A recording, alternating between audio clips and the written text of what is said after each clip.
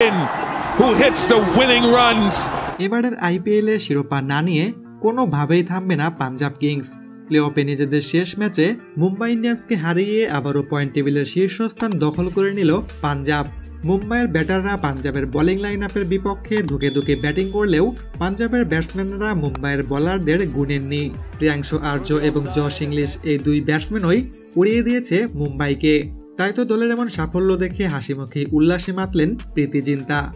Mumbai Indians প্রথমে ব্যাটিংয়ে নেমে 185 রানের টার্গেট দেয় পাঞ্জাবকে, যেখানে দলের হয়ে সর্বোচ্চ 57 রানের ইনিংস খেলেছিলেন সূর্যকুমার যাদব।